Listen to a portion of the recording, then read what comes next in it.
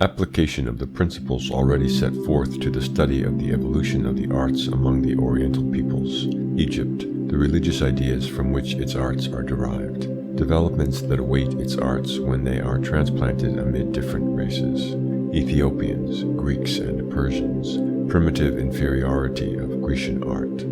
Slowness of its evolution. Adoption and evolution in Persia of Grecian art. Egyptian art. The Assyrian art. The transformations undergone by the arts depend on the race and not on religious beliefs. Examples supplied by the great transformations undergone by Arabian art according to the races which have adopted Islamism. Application of our principles to the investigation of the origin and evolution of the arts in India. India and Greece went to the same sources, but in consequence of the diversity of the races, they developed arts having no relationship.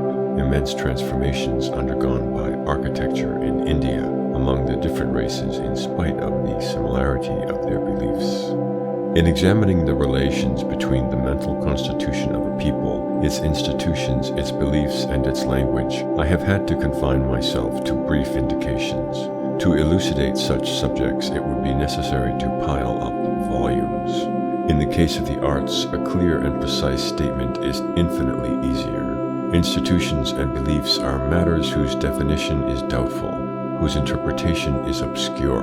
The reality which changes with every epoch has to be searched for in the ancient texts in which it lies concealed, and laborious argumentation and criticism must be resorted to in order to arrive at conclusions which, at the finish, are open to discussion. Works of art, and in particular monuments, are very definite objects and easy of interpretation. The books of stone are the most luminous of books, the only books that never lie, and it is for this reason that I have given them a preponderant place in my works on the history of the civilizations of the East. I have always held literary documents in the utmost suspicion. They are often deceptive and they rarely instruct. The monument rarely deceives and is always instructive. The monument is the best guardian of the thought of vanished peoples, and the mental blindness is to be pitied of the specialists who concern themselves solely with the inscriptions it may bear. Let us now proceed to study in what respect arts are the expression of the mental constitution of a people, and what are the transformations they undergo in passing from one civilization to another. In this inquiry, I shall consider only the Eastern arts. The genesis and the transformation of the European arts have been subjected to identical laws, but to follow their evolution among the various races, it would be necessary to enter into details which would be beyond the very restricted scope of this work. Let us take, to begin with, the arts of Egypt, and examine the destiny that awaited them among three different races, among which they were successively transplanted: the Negroes of Ethiopia, the Greeks, and the Persians. Of all the civilizations that have flourished on the globe, that of Egypt has found the most complete expression in the arts.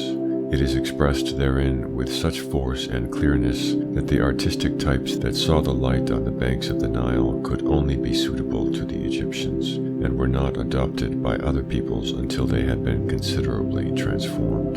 The Egyptian arts, and more especially the Egyptian architecture, were the outcome of an ideal peculiar to the race, which for 50 centuries was the constant preoccupation of an entire people. The dream of the Egyptians was to create for man an imperishable dwelling in contrast with his ephemeral existence. This race, unlike in this respect to all other races, despised life and courted death. What interested it more than anything else was the motionless mummy, which, its eyes of enamel encrusted in its golden mask, gazed eternally from the depths of its gloomy resting place on mysterious hieroglyphics. Guarded in its sepulchral dwelling, vast as a palace, against all profanation, the mummy was surrounded on the painted and sculptured walls of endless corridors by all that had charmed it during its brief terrestrial existence. Egyptian architecture is more especially a funereal and religious architecture, having more or less for its object the mummy and the gods. For them it is that the subterranean vaults were excavated, that the obelisks, the pylons, and the pyramids were raised, and for them that the pensive giants reclined on their thrones of stone in a pose so majestic and so harmonious. Everything about this architecture is stable and massive because it aimed at being eternal. If the Egyptians were the only people of antiquity with which we were acquainted, it would indeed be said that art is the most faithful expression of the soul of the race of which it is the creation. Peoples differing widely from one another, the Ethiopians, an inferior race, the Greeks and the Persians, superior races, have borrowed their arts either from Egypt alone or from Egypt and Assyria. Let us see what they became in their hands. Let us deal to begin with the inferior people we have just mentioned, with the Ethiopians. It is known that at a late period in Egyptian history, that of the 24th dynasty, the peoples of the Sudan, taking advantage of the anarchy and decadence of Egypt, seized some of its provinces and founded a kingdom which, having Napata and Meroe successively for its capital, maintained its independence for several centuries. Dazzled by the civilization of the vanquished people, they endeavored to copy their monuments and arts, but these copies of which we possess specimens are for the most part but very rude efforts. These Negroes were barbarians condemned by their mental inferiority, never to shake off their barbarism, and in spite of the civilizing influence of the Egyptians, it is a fact that they never did shake it off.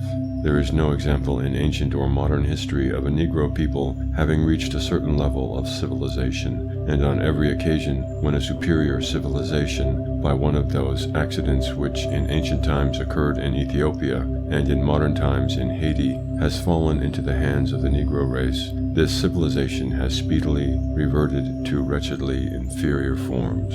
Under a very different latitude, another race, also barbarian at the time, but a white race, that of the Greeks, borrowed from Egypt and Assyria the first models of its arts, and confined itself at first to making crude copies. The artistic productions of these two great civilizations were furnished to the Greeks by the Phoenicians, who were masters of the sea routes that connect the shores of the Mediterranean, and by the peoples of Asia Minor, the masters of the land routes that led to Nineveh and Babylon. Everybody is aware how immeasurably the Greeks surpassed their models in the end. The discoveries of modern archaeology have shown, however, how rude were their first attempts, and that they required centuries before they came to produce the masterpieces which have made them immortal. The Greeks devoted some 700 years to this difficult task of converting a foreign art into a personal and superior art.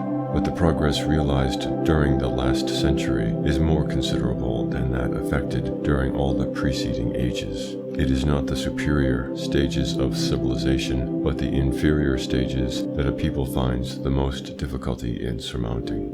The most ancient productions of Greek art, those discovered at Mycenae and belonging to the 12th century before our era, point to entirely barbarian efforts and are rude copies of Oriental objects. 6 centuries later, Greek art is still very Oriental. The Apollo of Tenea and the Apollo of Orchomenes bear a singular resemblance to the Egyptian statues. But the progress now becomes very rapid, and a century later we reach Phidias and the marvelous statues of the Parthenon. That is to say, an art that has thrown off the influence of the East, while it is very superior to the models to which it had gone so long for inspiration.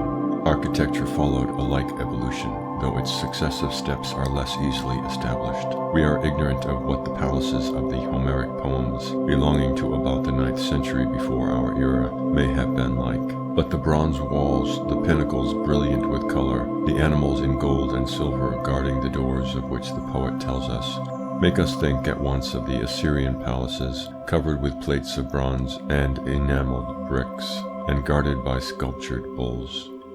In any case, we know that the type of the most ancient Greek Doric columns, which seem to date from the 7th century, is met with in Egypt at Karnak and Beni Hassan, that several of the details of the Ionic column are borrowed from Assyria. But we also know that these foreign elements, to some extent superimposed at first, then blended and finally transformed, gave rise to new columns very different from their primitive models.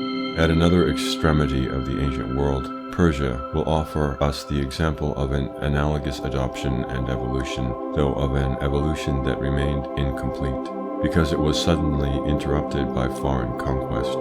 Persia did not have 7 centuries as Greece did, but only 200 years in which to create an art. So far, only one people, the Arabs, has been successful in giving birth to a personal art in so short a time.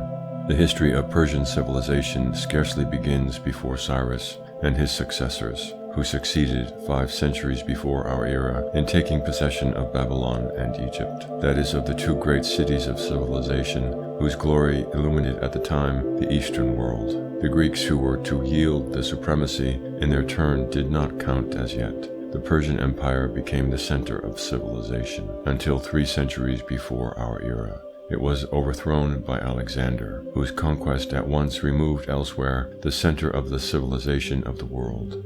Without an art of their own, the Persians, when they had possessed themselves of Egypt and Babylon, borrowed artists and models from the conquered countries. Their empire having lasted but 2 centuries, they did not have time to modify these arts profoundly. But at the moment of their overthrow, they had already begun to transform them. The ruins of Persepolis, which are still standing, acquaint us with the genesis of these transformations.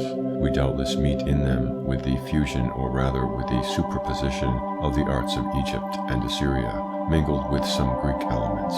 But new elements, notably the lofty Persepolitan columns with its bicephalous capitals, are already present and authorize the belief that if the Persians had disposed of a longer interval of time, this superior race would have created an art as personal, if not as lofty, as that of the Greeks.